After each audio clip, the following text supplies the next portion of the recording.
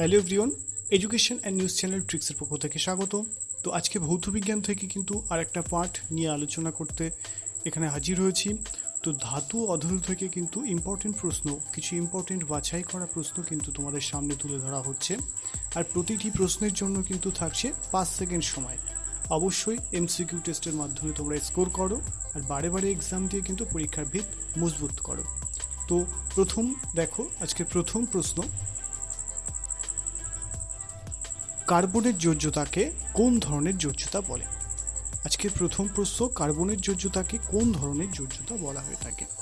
তো টাইম শেষ। তাহলে চতুস্থলিক যোজ্যতা কিন্তু বলা হয়ে থাকে। কোশ্চেন নাম্বার 2, খাদ্য লবণের রাসায়নিক নাম কি? যে খাবার লবণ, তার রাসায়নিক নাম কি? তো অ্যান্সার হলো সোডিয়াম ক্লোরাইড। সোডিয়াম ক্লোরাইড কিন্তু খাদ্য লবণের রাসায়নিক নাম। কোশ্চেন নাম্বার 3, একটি অজৈব ভঙ্গুর বা অজৈব বিশ্লেষ্য বা নন বায়োডিগ্রেডেবল পলিমারের নাম কি? তো মনে রাখবে যে অজৈব ভঙ্গুর তাহলে কিন্তু পিভিসি বা পলিথিন বা টেফলন, এগুলি সবই কিন্তু অজৈব ভঙ্গুর বা নন বায়োডিগ্রেডেবল। কোশ্চেন নাম্বার 4, লাফিং গ্যাস এর মধ্যে কোনটি? কোন গ্যাসটিকে কিন্তু লাফিং গ্যাস বলা হয়ে থাকে? তো লাফিং গ্যাস বলা হয়ে থাকে নাইট্রাস অক্সাইড। নাইট্রাস অক্সাইড কিন্তু লাফিং গ্যাস নামে পরিচিত। কোশ্চেন নাম্বার 5, কোন নক্ষত্রমণ্ডল থেকে প্রায় বৃত্তাকার আলোক রশ্মি কিন্তু বিচ্ছুরিত হয়? সঠিক answer the milky way. Question number 6, carbon ও হাইড্রোজেন দ্বারা গঠিত যৌগগুলিকে কি বলা হয়ে থাকে? যা কার্বন এবং হাইড্রোজেন দ্বারা গঠিত তা হচ্ছে কি হাইড্রোকার্বন যৌগ বলা হয়ে থাকে কিন্তু। কোশ্চেন নাম্বার 7, এলপিজির প্রধান উপাদান কি? যে লিকুইড পেট্রোলিয়াম গ্যাস, যে এলপিজি, তার হচ্ছে প্রধান উপাদান হচ্ছে কিন্তু বিটেন। আর যে কম্প্রেস ন্যাচারাল গ্যাস বা সিএনজি, তার কিন্তু প্রধান উপাদান থাকে মিথেন। অবশ্যই মনে রাখবে এটা। কোশ্চেন নাম্বার 8, বরফের লিনতাপ কত? যে বরফ, তার লিনতাপ কত? অ্যান্সার হলো 80 ক্যালোরি পার গ্রাম। 80 ক্যালোরি পার গ্রাম কিন্তু বরফের লিনতাপ। কোশ্চেন নাম্বার 9, জৈব যৌগের মূল উপাদান কি? তো অ্যান্সার কার্বন। জৈব যৌগের প্রধান উপাদান হচ্ছে কিন্তু কার্বন।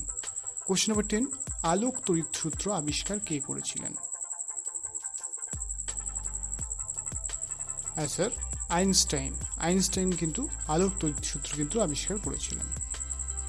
কোশ্চেন নাম্বার 11, একটি জৈব ভঙ্গুর, আগে আলোচনা করা হয়েছে জৈব অভঙ্গুর, এবার জৈব ভঙ্গুর জৈব বিশ্লেষ্য বা বায়োডিগ্রেডেবল পলিমারের নাম হচ্ছে প্রোটিন, সেলুলোজ, রবার এবং স্টার্চ। এগুলো কিন্তু জৈব ভঙ্গুর জৈব বিশ্লেষ্য পলিমারের মধ্যে কিন্তু পড়ে। বাদবাকিগুলো সব জৈব অবিশ্লেষ্য। ম্যাগনেটাইট কোন ধাতুর আকরিক? ম্যাগনেটাইট কোন ধাতুর আকরিক? Magnetite answer Fe। লোহার কিন্তু আকরিক হচ্ছে কিন্তু ম্যাগনেটাইট। কোশ্চেন নাম্বার 13, কোন মৌলের ক্যাটিনেশন ধর্ম দেখা যায়? এর মধ্যে কোন মৌলের ক্যাটিনেশন ধর্ম দেখা যায়? তো সঠিক অ্যান্সার কার্বন। কোশ্চেন নাম্বার 14, ধাতুর সক্রিয়তার সারিতে সবচেয়ে নিচে থাকে কোন ধাতু? সক্রিয়তার দিক থেকে সবচেয়ে নিচে থাকে সেটা হচ্ছে সোনা। সোনা কিন্তু সব থেকে নিচে।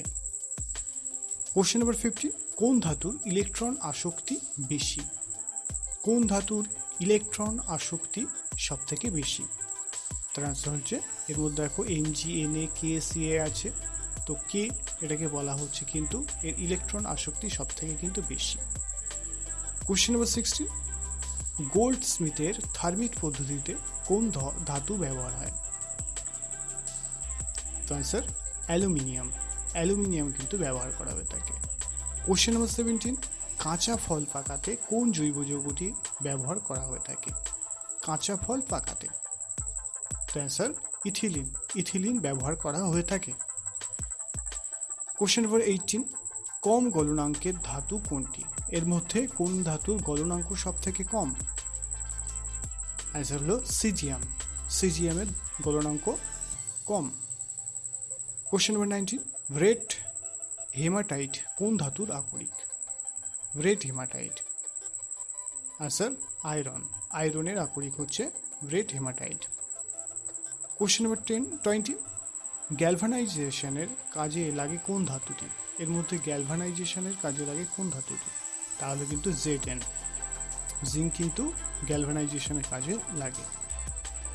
কোশ্চেন নাম্বার 21, রং বা বার্নিশের কাজে কোন পলিমারটি ব্যবহার করা হয়ে থাকে?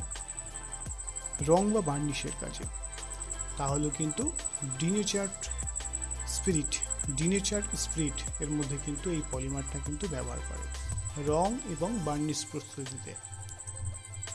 কোশ্চেন নাম্বার 22, কার্বন বিজারণ পদ্ধতির দ্বারা কোন ধাতুটি নিষ্কাশন করা হয়? তো অ্যান্সার জিঙ্ক। জিঙ্কে কিন্তু কার্বন বিজারণ পদ্ধতির দ্বারা নিষ্কাশন করা হয়। কোশ্চেন নাম্বার 23, মানুষের আবিষ্কৃত প্রথম ধাতু কোনটি? তো অ্যান্সার কপার। তামা হচ্ছে কিন্তু মানুষের প্রথম আবিষ্কৃত ধাতু। কোশ্চেন নাম্বার 24, ধাতু নিষ্কাশনে সর্বাধিক ব্যবহার হয় কোন বিজারক পদার্থটি? এর মধ্যে কোন বিজারক পদার্থটি ধাতু নিষ্কাশনে ব্যবহার হয়? তা হলো কোক। কোশ্চেন নাম্বার 25, কাঁসার মধ্যে থাকে না, যে কাঁসা তার মধ্যে থাকে না, এর মধ্যে কোনটি? অ্যান্সার হলো কিন্তু জিঙ্ক। জিঙ্ক কিন্তু এর মধ্যে কিন্তু কাঁসার মধ্যে থাকে না। তাছাড়া কপার, টিন কিন্তু এগুলো থাকে কাঁসার মধ্যে।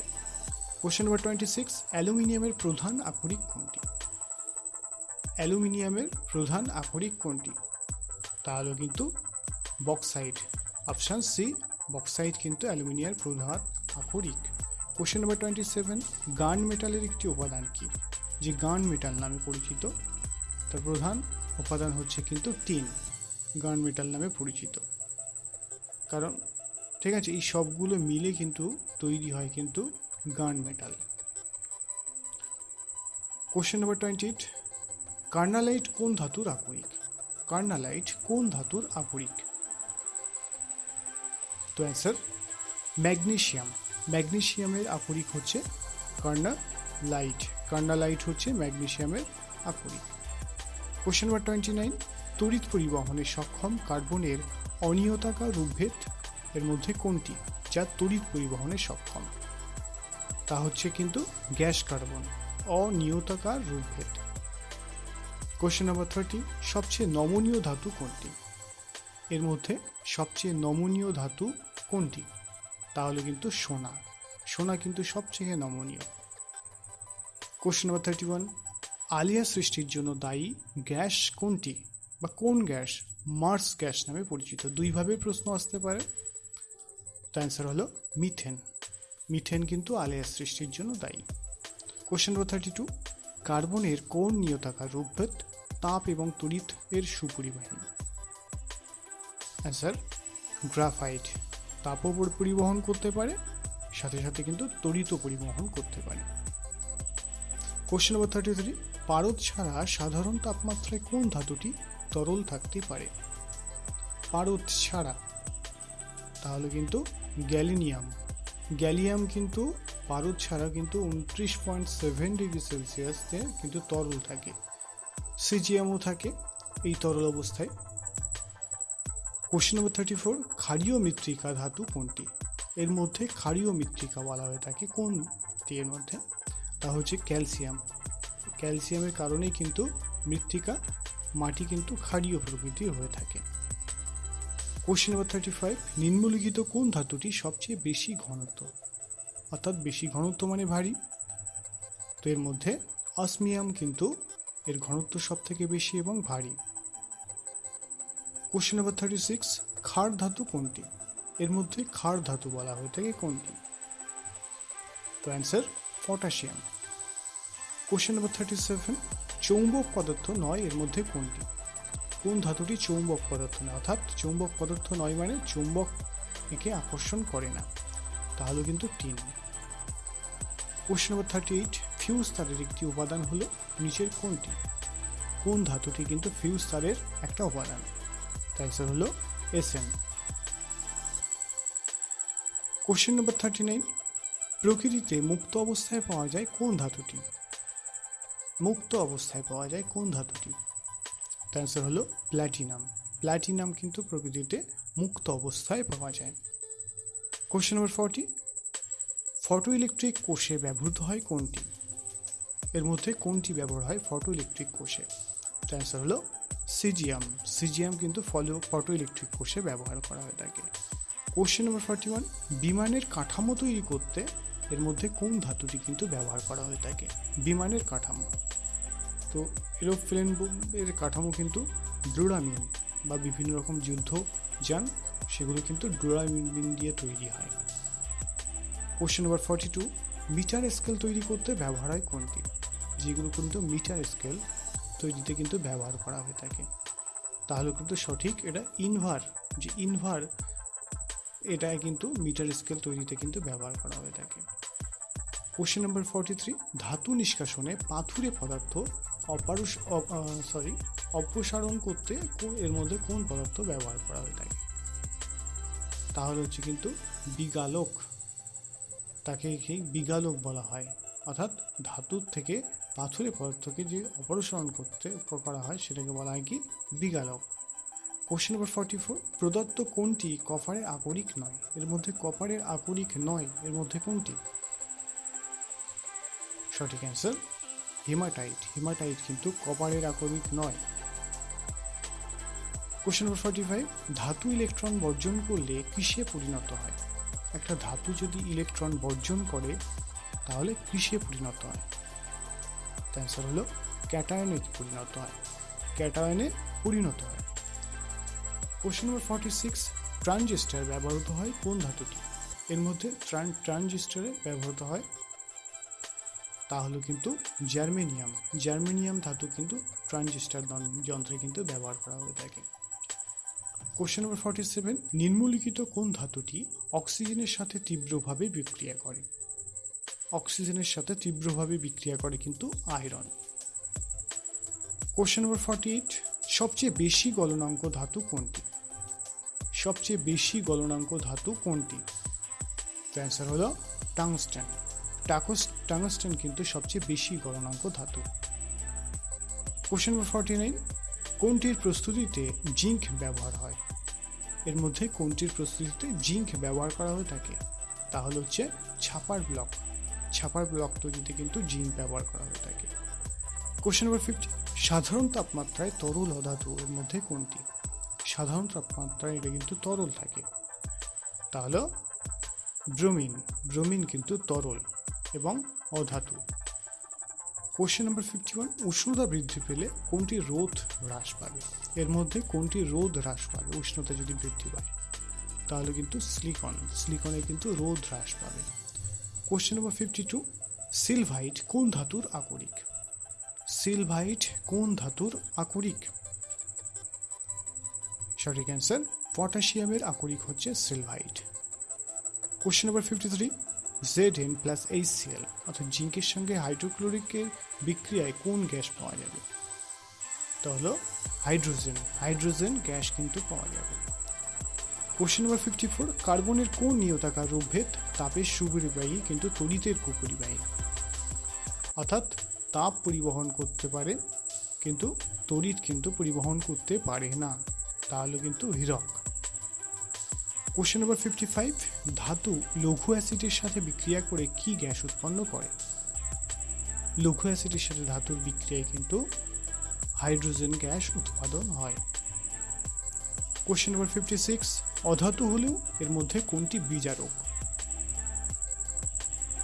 অ্যান্সার হলো হাইড্রোজেন। কোশ্চেন নম্বর 57, উষ্ণতা বৃদ্ধি পেলে রোধ হ্রাস পায় এর মধ্যে কোনটি? উষ্ণতা যদি বৃদ্ধি পায় রোধ হ্রাস পায়।